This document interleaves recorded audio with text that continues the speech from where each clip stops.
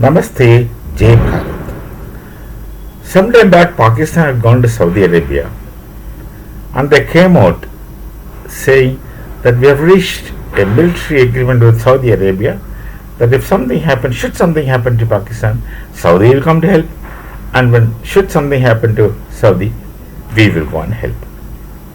I do not know what the details of the agreement, perhaps no one knows, but Saudi doesn't totally endorse the narratives of Pakistan. That's one thing. Bharat became a little cautious with Saudi, and then Saudi made it clear that there is no such thing. Okay, let's believe it for the time being. So when Afghanistan attacked Pakistan, because Pakistan attacked them first, there was some kind of discussions where Qatar tried to mediate, Saudi tried to mediate. They were trying to go for a kind of ceasefire, and the ceasefire was almost agreed. And typically like the Hamas, Pakistan had violated ceasefire. Pakistan violated ceasefire, which made the Taliban furious. They started giving left and right blasts in Islamabad, and they have treated the Pakistani soldiers as they have treated Bharatiya soldiers. Actually, little worse than not that badly, but still.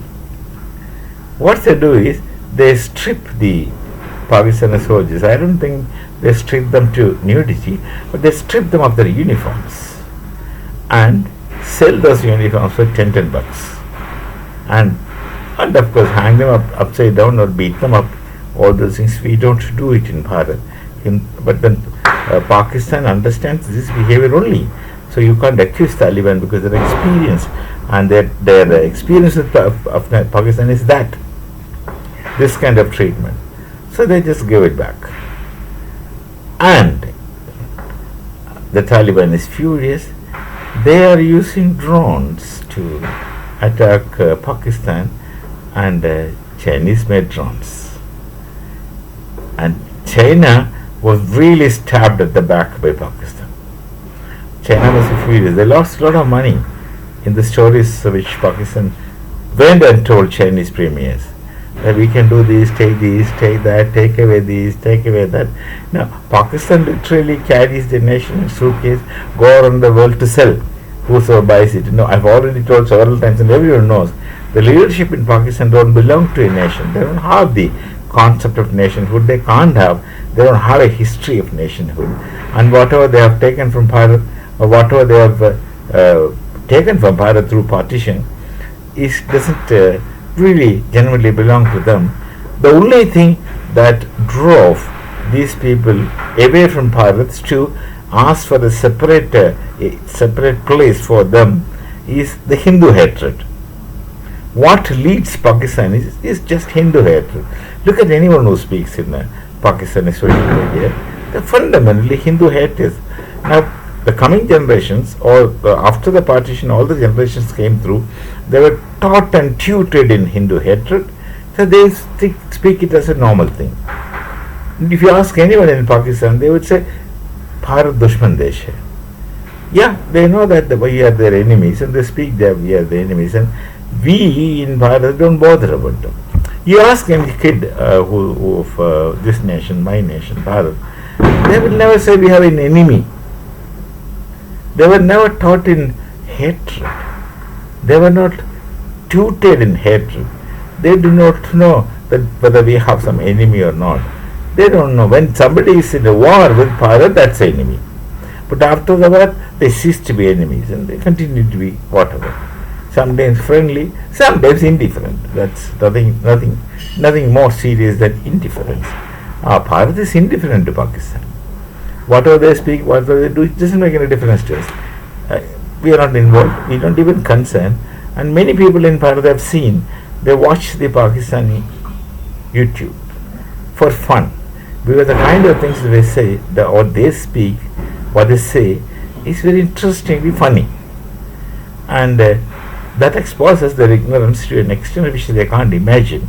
But then that gives us a lot of entertainment, much better than a comedy kind of presentation.